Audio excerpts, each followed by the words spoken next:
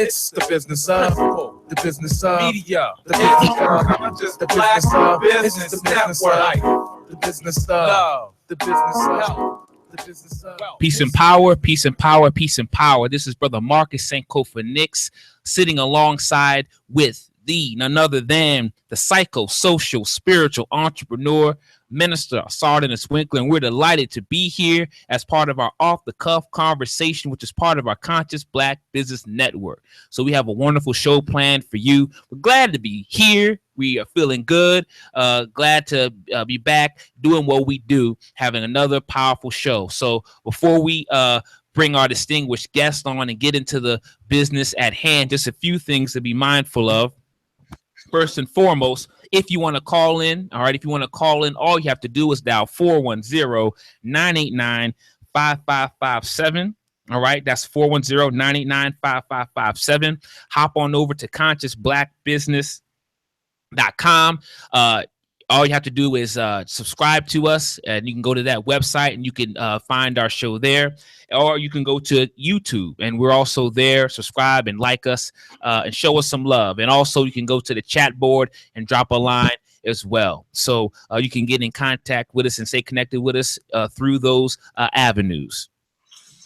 So we got a powerful show. That's right. That's right. Yes, peace and power, family.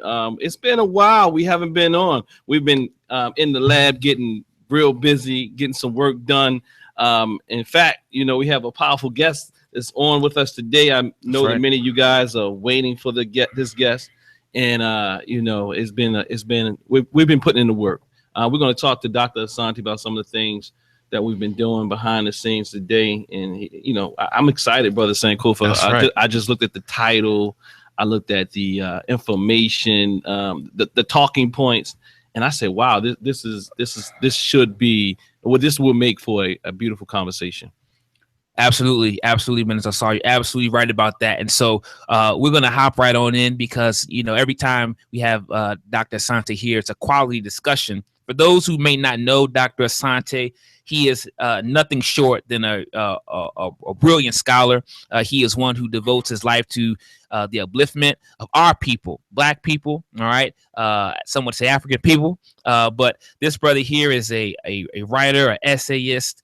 He's an author, and he actually just recently completed his book, his 83rd book, I believe. He'll correct me if I'm wrong, but it's the Revolutionary Pedagogy Primer for Teachers of Black Children. So, he's doing the work.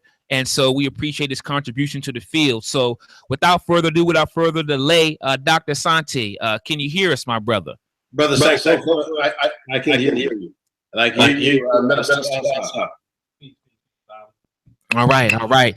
Peace to you, Dr. Asante. We're delighted and glad to have you here on our show. How have you been as of late, Dr. Asante? How's everything with you? Well, I'm hanging in there, and I'm not only hanging in there, I'm winning victories. So things are good. So it's all good. Winning victories. That's what I'm talking about. That's right. I just as I said before, and I said again, definitely appreciate your contributions and everything. Have a couple of your works here.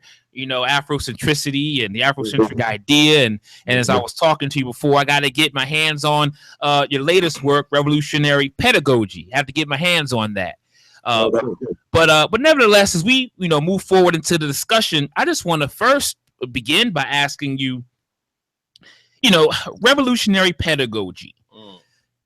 For those who may not be clear as to what that might mean, what is revolutionary pedagogy, and why might that be something that you would see as important for our people? Well, there's several reasons that you can see it as being important. In the first place, to say pedagogy. One is, can you hear me? Okay, I'm hearing echo. Can you hear me? You breaking up just a tad bit, but we'll get that squared away. Let me see. So yeah, you still know hear me okay. because for me, yeah, I think this seems better. Can you hear me though? Yes. Okay, Yeah, okay. I'm gonna have to mute your mic. Well, when we talk about pedagogy, what we're normally talking about is really how people teach. And pedagogy is really about how you teach children. And so the notion of revolutionary pedagogy comes from the fact that what I believe is that the way we have been teaching our children, or at least the way they teach our children in schools, is really hurting our children. And in fact, not only hurting our children, but not really teaching our children how to be fully who they ought to be. This is a problem. And that's why I have called for a revolutionary pedagogy, or a revolution in pedagogy, a revolution in teaching. The fundamental situation is this, that when our children go to school, almost 90% of our children are educated in a way that the educational system is designed to educate white children. And the education of white children in the American society has always meant that they are educated in a way that is negative for black children. This is the way the structure has been set. So you've got to change that.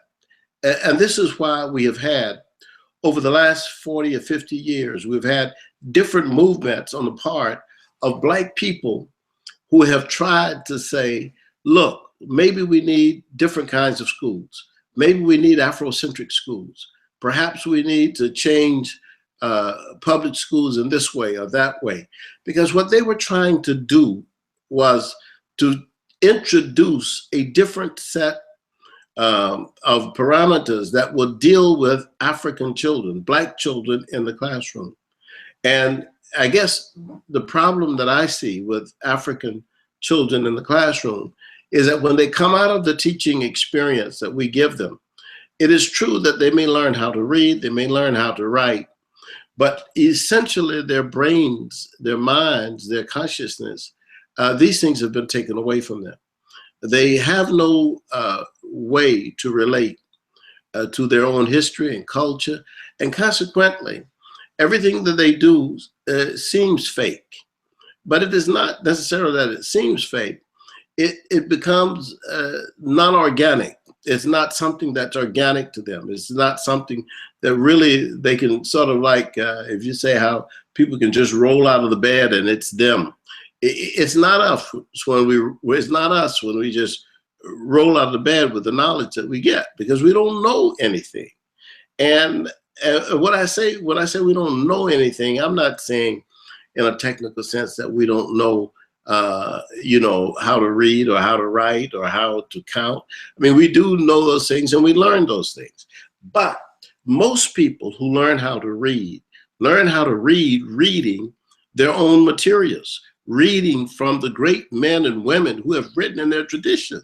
That's how you learn how to read if you're Japanese. That's how you learn how to read if you're Chinese. You learn by reading the writings of the Chinese masters. How do you think that the people learn how to read if they're reading in India? They learn first to read the Indian writers, and they learn the Indian philosophers. And this is what Europeans do. They teach their children to read first by teaching them to read the stuff that white writers have written. And what they have done to our children is to give our children the same sort of medicine and the same sort of pedagogy. And consequently, our children who are very bright, because we have geniuses as children, our children who are very bright master that information, but we still, in a sense, lose our soul. So that's the idea behind revolutionary pedagogy, is how do we educate Black children so that our elder people who walk on the streets will not fear our children? How do we educate our children so that our children who are practicing various social behaviors will understand that because they are the sons and daughters of of noble people, that there are certain ways that they ought to act. How do you get that information to them? How do you build character? How do you build respect for the elders? How you rebuild children who have a great sense of an appreciation that materialism is not the end all of life, and that there's something more valuable to living than just the search for the material end, you see? So these are the things that I wrestle with and I try to deal with in the book, Revolutionary Pedagogy. Very well stated, Dr. Asante, and you definitely loaded your response with a lot of good things to hear. You hit on it a little bit just now, and I would ask if you could expound on something that you stated just now. You said that even for those of our youth or children who can demonstrate mastery, they still, even if they have been able to demonstrate mastery, they still at the end lose their soul at the expense of that mastery. Could you speak a little bit more as to what you may mean when you say that? Because some may feel, well, they can, our children are geniuses. They can master that educational system. But what do you mean when you say that they could be able to master the educational system that wasn't designed for them, but then it perhaps lose their soul in the process? Well, this is why I call it again revolutionary pedagogy. This is what the book is like. This is what revolutionary pedagogy. All right. So revolutionary pedagogy says that, look, knowledge is out there. So we can attain knowledge. There's no question about it. And we can attain knowledge almost from any sphere of the world. We can sit here in the United States of America and master Afghanistan literature. I mean, we can study the art of the Persians in Iran. We can master that. That's knowledge. What I am saying in revolutionary pedagogy is that for the African child, it is not so much that we are unable to master knowledge. We can gain knowledge, but the old pattern, the pattern of our ancestors about knowledge was that you learn how to live in community. And you learn how to live in community because you develop certain kinds of values and certain respect for the elders and for the community and for the principles of that community that allowed you to retain an organic relationship with all of your ancestors. We know to whom we belong because we know from whence we have come. There's a connection here, you see? And what I have seen, and I see it a lot in teaching young people, is that they're young people who are very bright, but when I say they have no soul, what I mean basically is that there's a deadness there. And this deadness is because they have never been attached to their own historical experiences in a way that they can use those experiences to make them greater people and deeper people and sounder people. I mean, this chase, for example, for celebrity, or this running mainly after material gain without understanding and appreciating the great spiritual depth that our people have always attained and given to others. This, to me, is a bad education. It's a false education. It's an education that in the end, you look at it and you say, well, I've attained it, I got this, but you don't really have much. It is the education of the person so that the person becomes a whole part of the community, historical community, transgenerationally, cross generations, transcontinentally, Pan-Africanness. It's the whole thing. That's the totality that I look for. That's what I want to see. John Biggers, the former great late head of art at Texas Southern University, once told me that he found a lot of young people who, when he first went to teach at Texas Southern, who had many ideas, many great ideas, serious, profound ideas about art, about themes to paint, but they didn't have skills. So he taught them skills.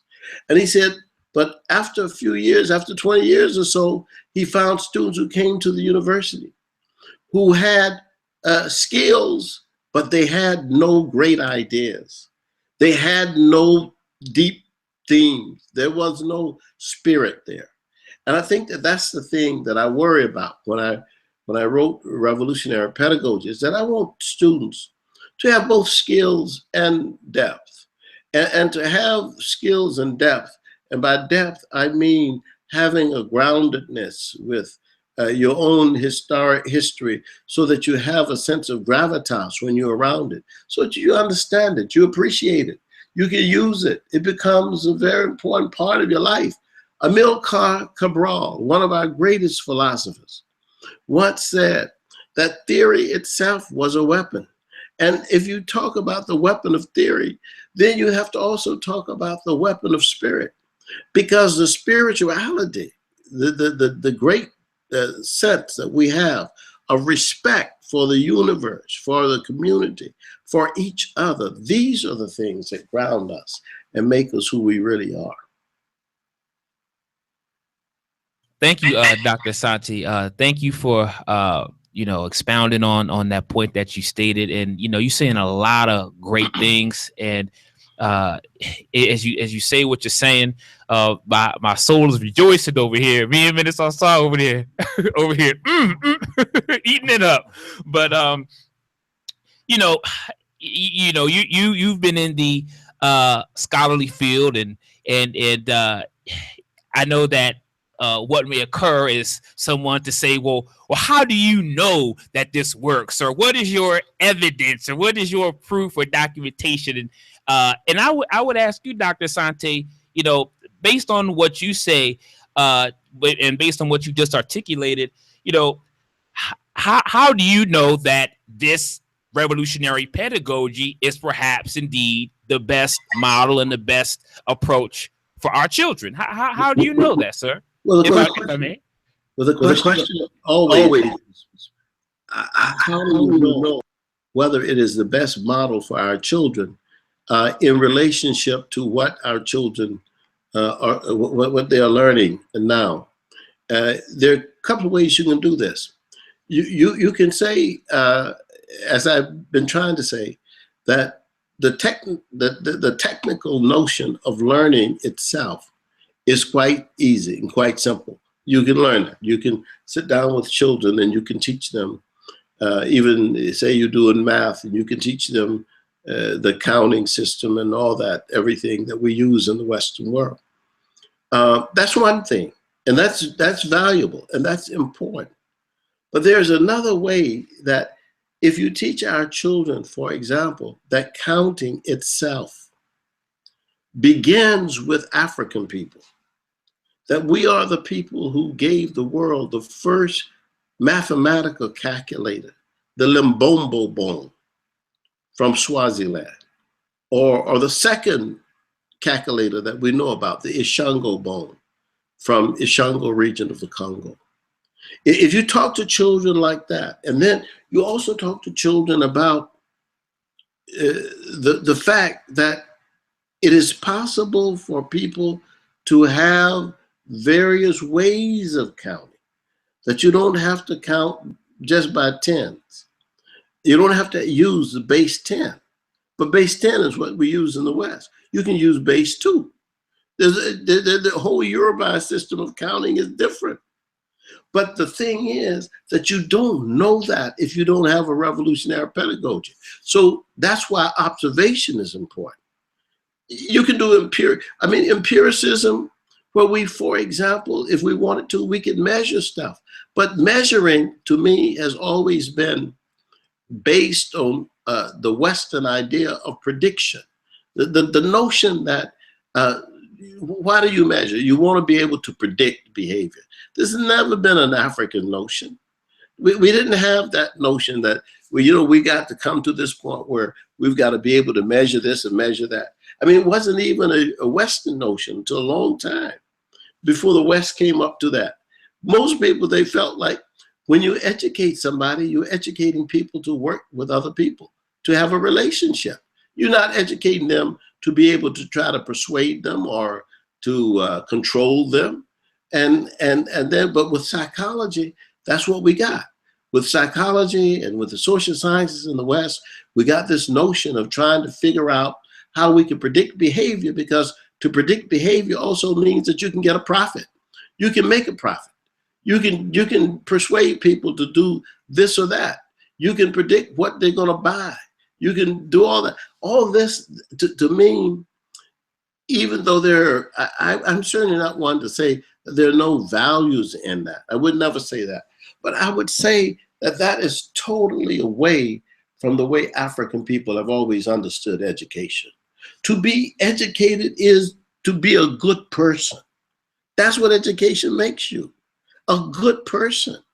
Now, to be a good person, in the Western world, the argument in the West is basically in the American society, for example, European society, is that you can be educated and not be a good person.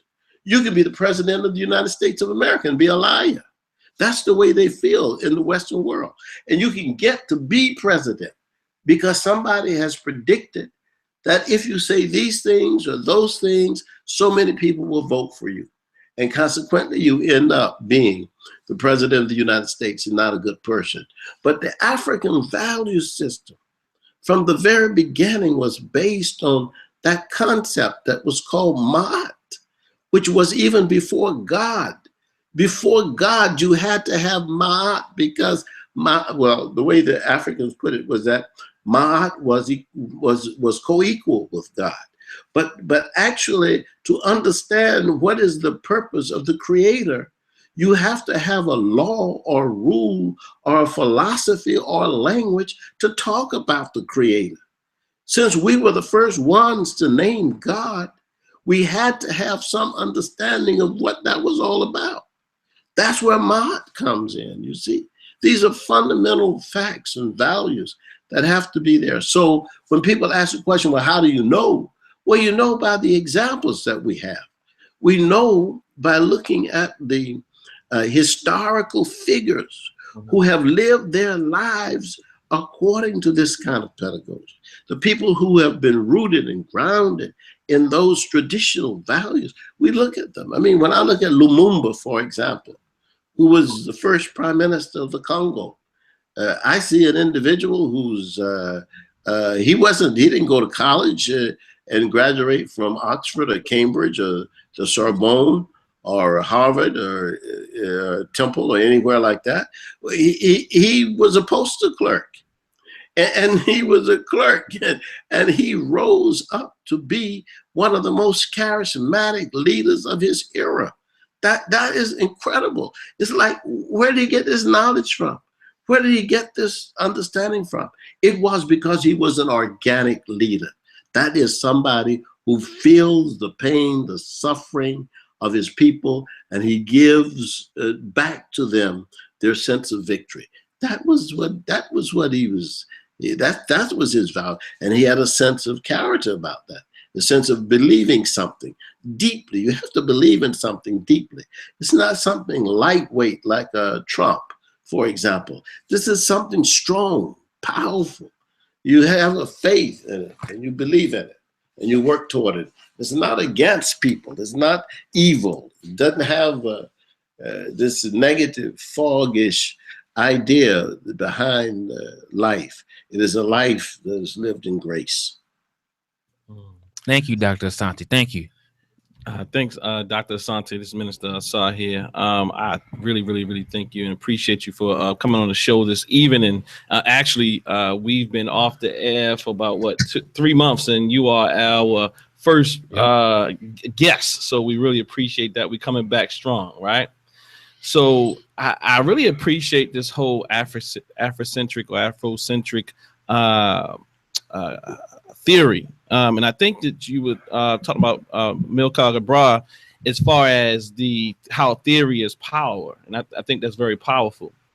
And dealing with the mental health arena myself, I just recently did a presentation called White Trauma. What was it, brother saying? White Trauma. White oppression, black trauma. White oppression, black trauma, an Afrocentric approach to healing. Yep. Beautiful. And thank you. And what I was supporting is that Afrocentricity and Afrocentric approach truly heals our people. And I'm saying even after the trauma.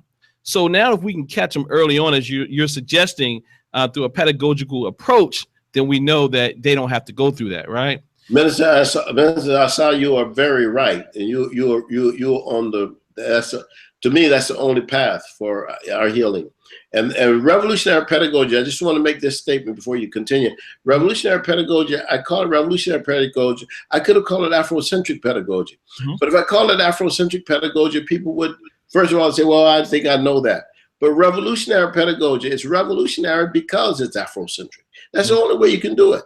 You cannot heal Black people, us, without having some sense of giving us our agency back. Yes. We have lost our agency. It has been taken away from us, trampled on us. Mm-hmm. The humiliations of centuries have happened. Now, you can't just educate us in the way that you educate white people, because that continues the trauma. And so people come out of that experience and they're smart, they're bright, they're intelligent, but they still have no sense of who they truly are. And I think that's what we need to do. Absolutely. And the question that Brother Sankofa posed is a question that's often heard. What is the Afrocentric community doing? What is the Pan-African community doing? Then people often try to gauge us against their religion. I mean, I don't know why. However, what I'm saying is this. Through my studies, Dr. Asante, through reading your material, I say I take an Afrocentric or African-centered approach to everything that I do.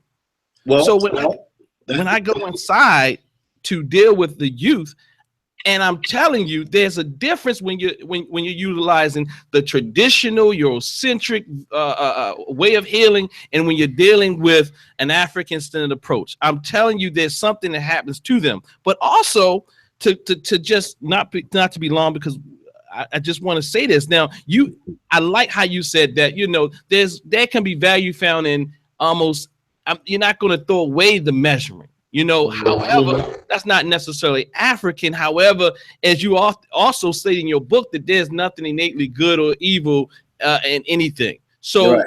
when I look at it, there has been studies, and I brought this out in my presentation that we did 2 weeks ago. Mm-hmm. That there have been study after study, racial socialization, which in my eye is African-centered racial socialization. 1, 2, there's studies done by Jones and studies done by Jackson and Franklin and Allen and Wallace and Constantine that says Afrocentricity has much efficacy in alleviating the tendency for African-American males to be violent and angry. And when I work with brothers and even sisters in the communities, most of it presents itself as anger.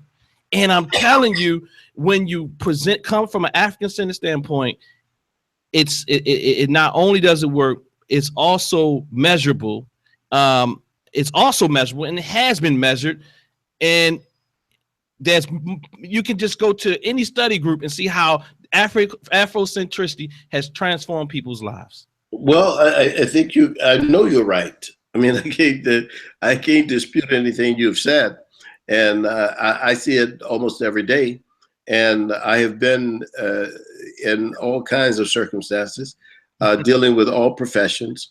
And I am truly happy to say that Afrocentricity is the fastest growing intellectual idea among African people anywhere in the world. I just came back a few months ago from South Africa.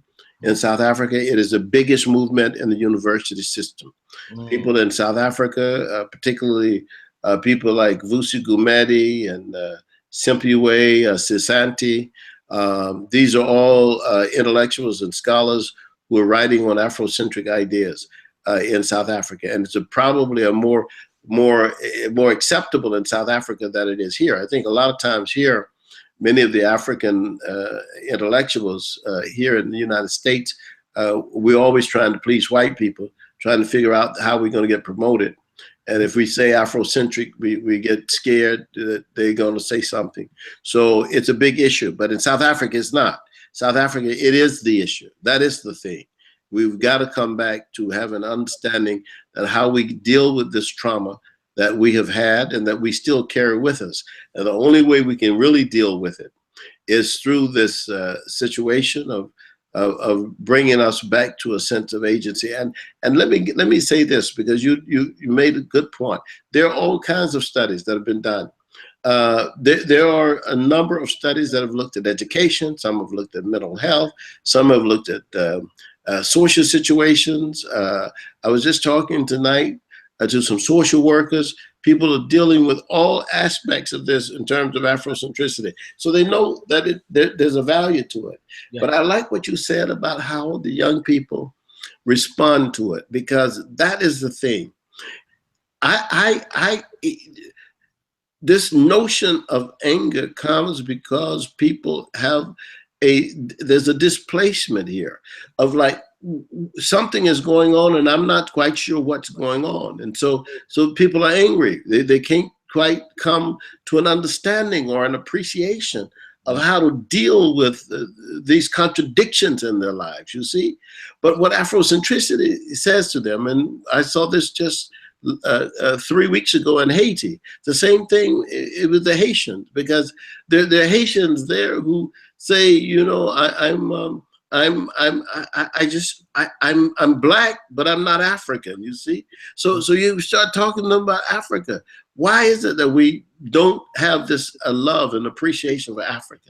It is because of the humiliation, because of the deep sense of distress that we have over Africa.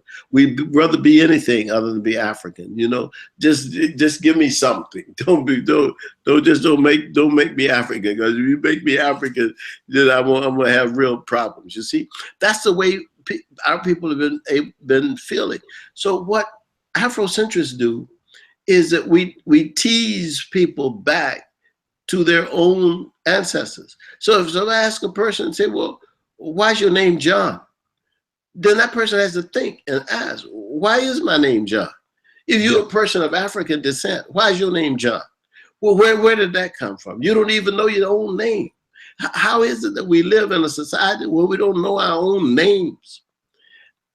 Everybody else who would see us, if they came here from another planet, would wonder about us. I mean, it's just like if a Chinese person would walk in the studio and say to you, my name is Gregory Schwartz.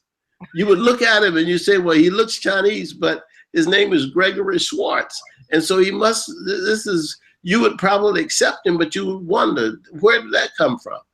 And yet we walk around with all these European names, and we don't even question it, because we are all parts of the same insanity.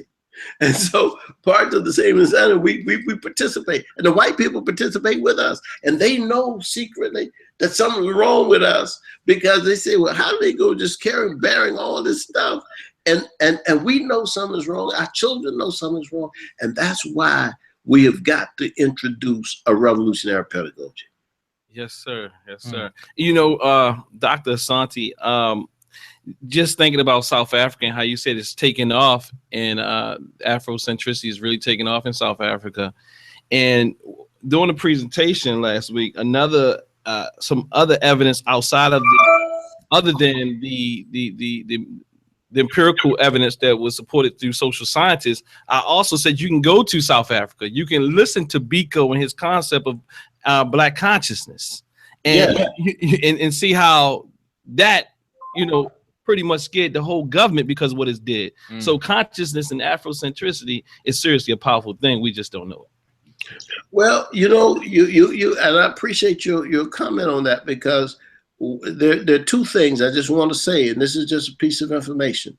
because I serve on the board of the Thabo Mbeki African Leadership Institute. There are two people that were really powerful in their symbolism for South Africa, and particularly for white people. And one was Steve Biko, and the other one was Mangaliso Sobukwe.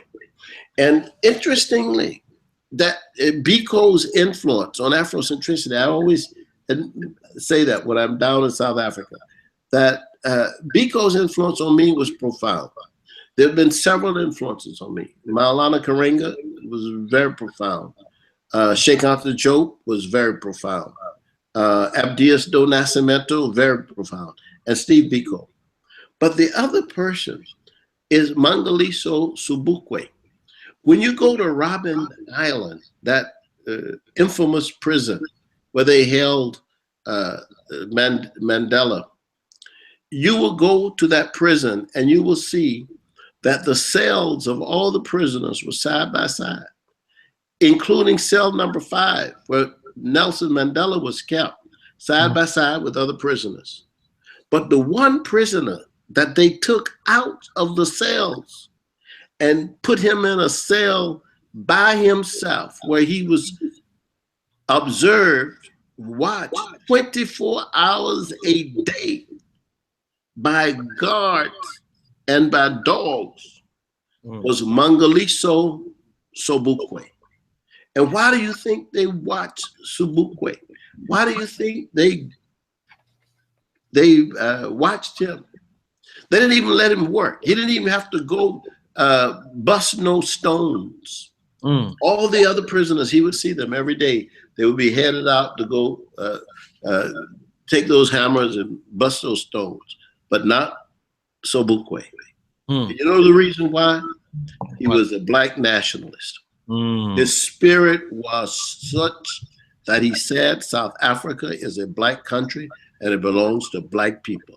They would prefer you to talk communism, because that's fine, as far as they were concerned, because they thought that communism, coming out of a European background and having an understanding of, that perhaps white people could be communists and black people could be communists or something. But Mangaliso Sobukwe and Steve Biko, they were very clear that the majority of the people in that country were black people, and the country had to work in their interest. So the fundamental question always is, who is looking out for the interests of black people? And the fundamental question for all decisions is it in the best interest of black people? Thank you, Dr. Asante. One of the things that I've noticed and that I've come across from going through your works is, and you stated this, is the importance of being clear on what Afrocentricity is. And one of the things to be watchful of is those who may come and may misunderstand or misinterpret it and spread the misinterpretation of those ideas out to the masses. And so, you give a statement here in your book, Afrocentricity, and it says, Afrocentricity does not convert you by appealing to hatred or lust or greed or violence. And I think you mentioned before that some may see Afrocentricity as counter-racist or as trying to enforce or impose its will on someone else or hating others. But you make it very clear that that's not what Afrocentricity is about, if that makes sense. So if you could just expound on that idea as to what is Afrocentricity and what is it represent in its proper context? Brother Sankofa, when we came here, when we were brought here 400 years ago or more, we were moved off of our own terms. We were moved off of our geographical terms. We were in Africa. We moved over here. We moved off of the land of our ancestors where they were buried, and all of our thousands of years of civilization, we were moved totally off of those terms. But something else happened to us. We were also moved off of our psychological or emotional terms.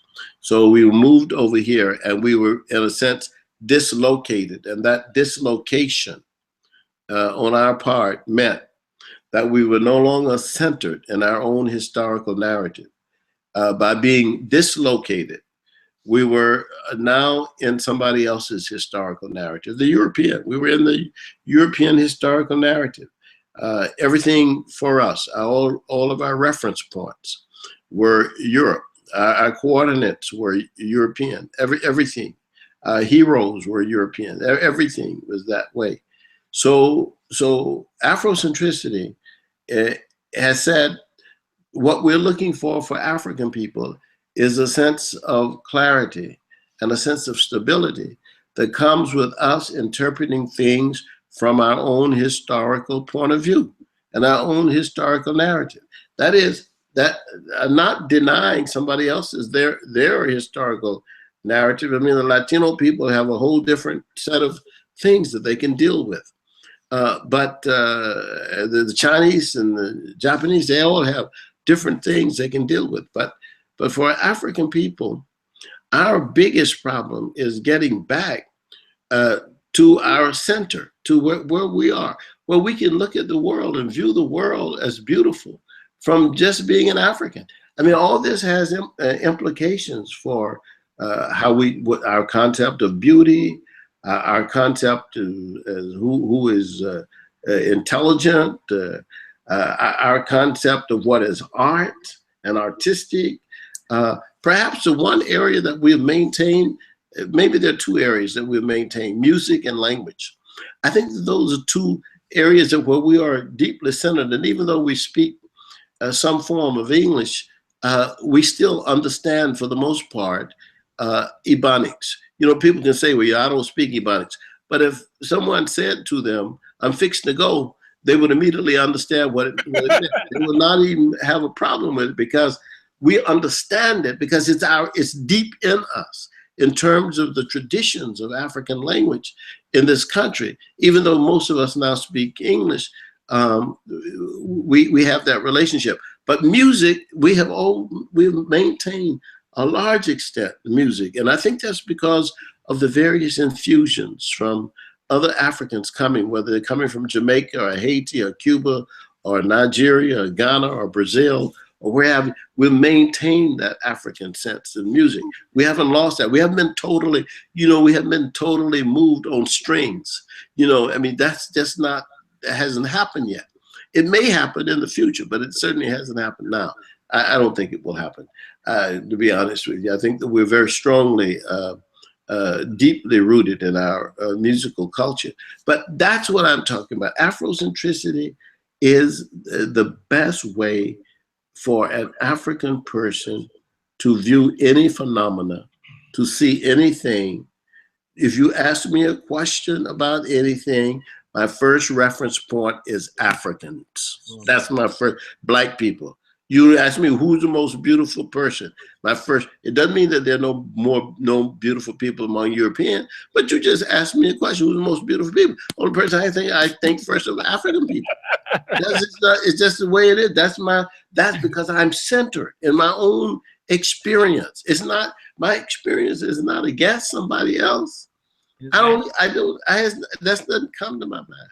When you ask me who is the greatest contemporary novelist, I would have to say Toni Morrison, not even because the press says that, but because that's just a reality in America. You see what I'm saying? She is just and I first interrogate my own history.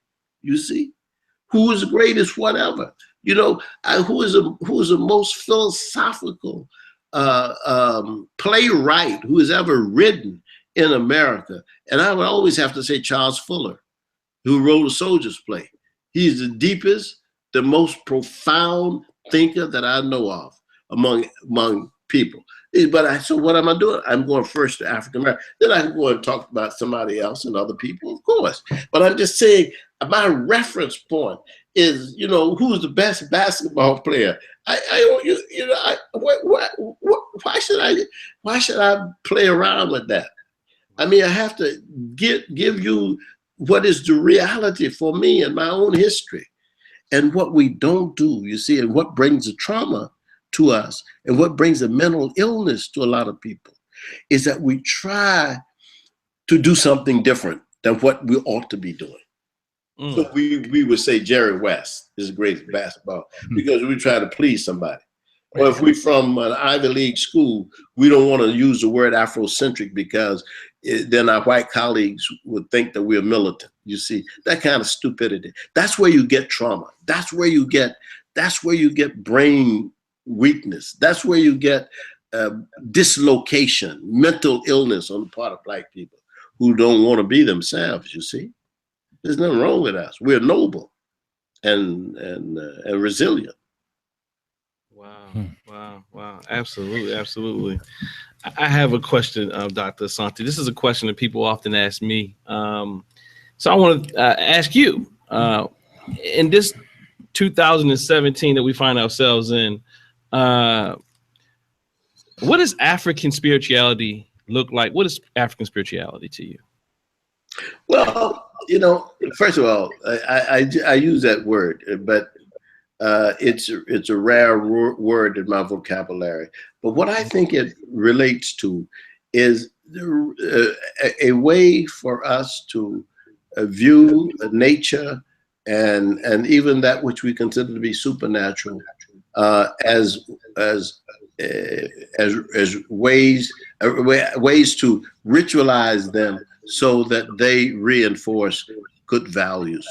So that spirituality to me would mean that when I wake up in the morning, I am in thoughts about my ancestors, and I want to do everything they did, and I want to make them proud. I want to be proud because my life is to be lived so that I will one day also be considered an ancestor.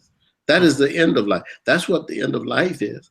There's no other value to that than to say one day people will be inspired by the life that I have lived. That's eternal life. I mean, when I look at Marcus Garvey or Du Bois, that's eternal life. You can't get more eternal than Garvey.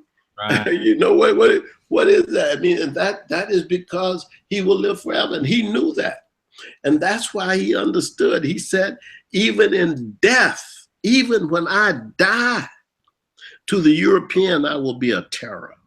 Mm-hmm. And what did he mean by that?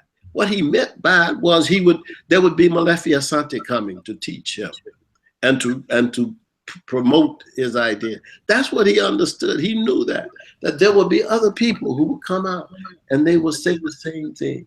There's nothing wrong with this more than 1 billion Black people on the earth, except that we have been removed from our own terms, and we've got to get back to our own terms. And once we get back to our own terms, then we give the world the kind of spiritual and value leadership that is necessary. Okay, brothers, I really enjoyed being with y'all, but you know I gotta go. Yeah. Dr. Asante, we thank you so much for being a part of our Off the Cuff radio show once again, and we definitely look forward to continuing to connect with you. Did you want to put your information out so those listening could be able to perhaps reach out and get in contact with you? But I appreciate that, and you know, you guys are wonderful. I mean, what you are doing is what we ought to do. You know, take your show, your radio show, to the world, because you're onto something very important, and you're going to pick up many more listeners and viewers. Okay, I just want people to know that this book, Revolutionary Pedagogy, you can get it from Amazon.com, and it is it's really, I think you will really like it. I am writing now the third edition of my book, The History of Africa. It is the first history of Africa, full history of Africa, comprehensive history of Africa ever written by an African person.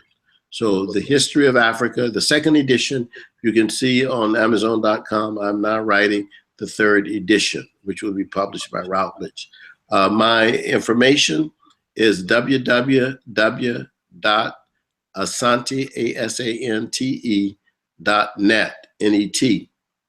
My other website number is www.mkainstitute,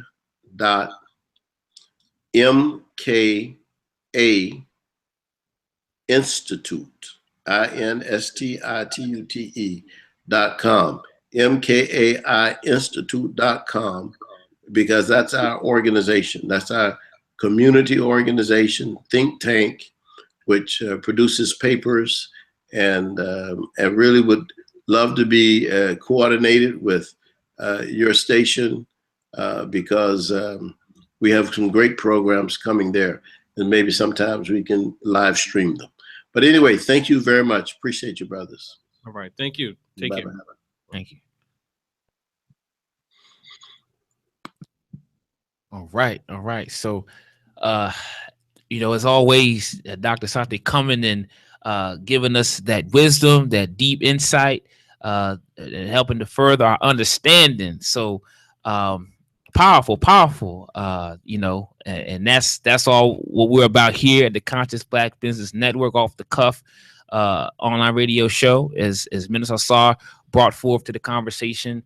Trauma is definitely something that we have to deal with. We can't get around it or can't heal ourselves if we are running from it, if we are trying to avoid it, if we are trying to do whatever is necessary, then just face what has to be faced so we can heal and grow and get to the other side. So what you got, Minister Sarr? Well, man, I don't have a lot, but this is what I want to say. I really appreciate Dr. Asante for coming on the show. And family, I also appreciate you guys tuning in. It's been a while. We haven't been on the air in a while. We haven't been on about 3 months. Brother Sankofa and I, we've knocked out a lot of work, though. We've got some things accomplished. We're getting further or closer and closer to where we strive to be. And that's always a never-ending process. But we're getting to that that end to get to another beginning. So, family, I'm not going to say much. I'm going to say the information that Dr. Asante was very powerful. And I'm just going to close out on that, brother. You got any closing words? Well, I'll just say this real quick for those tuning in, listening.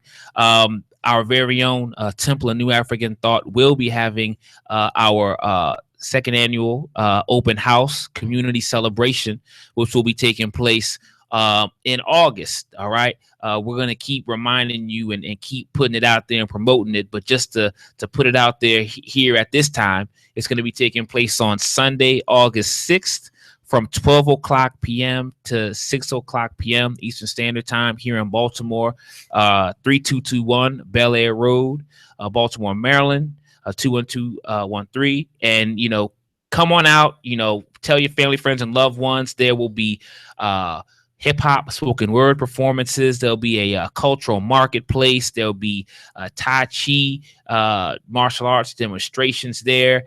There will be food. There will be good social interaction and many other things. So definitely come out. African drumming, many of those things. So make sure that you come on out for that. And then also we have our Temple of New African Thought, which is a African-centered ministry, which is located at that same location, 3221 Bel Air Road, Baltimore, Maryland. And we have a number of things that we do. Yes, consisting of our Sunday and GF fellowships at 11 o'clock a.m. However, even before that, on Sundays from 9 to 9:30, we have our meditational hours there where we can do meditation and center ourselves and be about the healing process. And that's from that's on Sundays from 9 to 9:30 a.m.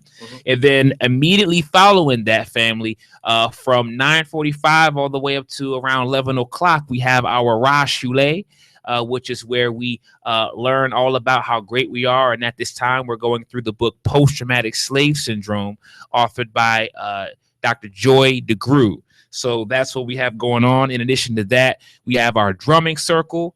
We also have our rites of passage, manhood development program. We have African-centered counseling services and much more. So definitely, get with us, because everything that Dr. Asante spoke about, all right, here it is. Here it is, these things that he was speaking about. It's in full swing. It's in motion. It's actually taking place right now. So we're an institution. We're an organization here for the collective, here for our people, here for the community. So make sure that you, stay connected. All right. And if you're interested, you could contact the number 410-717-6361. All right. Once again, 410-717-6361. All right, Minister Hassan. All right. The only other thing I would say is, before we go, if anyone wanted to call in, we'll give you a few minutes. You can call in at, what's that number, Brother Sankofa? That's 410-989-5557. Because I know we haven't been on in a minute. So maybe someone has something they want to share with us, get us up to date. I'm not sure, but that's what we got going on, family. Yeah, come on out to that Sunday open house. If you're here in town, Baltimore, if you're away, whatever. Since we've been gone, do want to bring some good news that our colleagues at Pan-African Liberation Movement, they open up their restaurant. Oh yeah. It's called the Grub Factory, where they factoryize, making words right. They factoryize some awesome vegan food. Also, we're on our vegan fast. That's what we're doing at the Temple of New African Thought.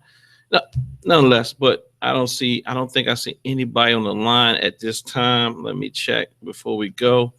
And if nobody's on the line, you know what we're going to do, family? We're not going to belabor the point. We thank you for, tuning in until next Thursday, I believe. Next Thursday, right, Brother Sankofa? That's right, next Thursday. All right. Until next Thursday, family. Peace and power. All right, peace and power.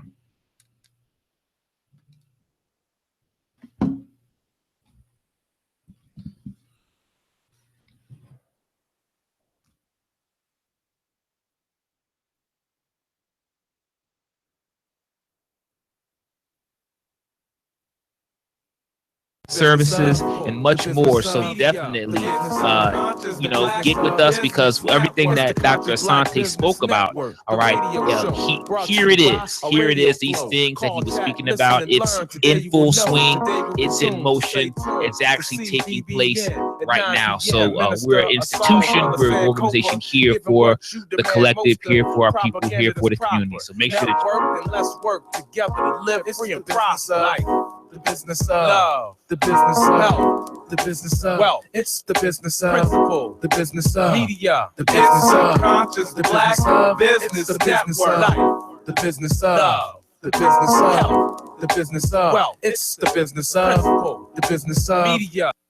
It's the business of life, the business of love, the business of health, the business of wealth. It's the business of principle, the business of media, the business of conscious, the black business, the business of life, the business of love, the business of health, the business of wealth. It's the business of principle, the business of media, the business of conscious, the black business network. It's the Conscious Black Business Network, the radio show brought to you by a radio flow. Call, chat, listen, and learn. Today you will know. Today we resume, to stay tuned to CBBN at 9 p.m. Minister Asar with Brother Sankofa, giving what you demand most of. Propaganda that's proper. Network.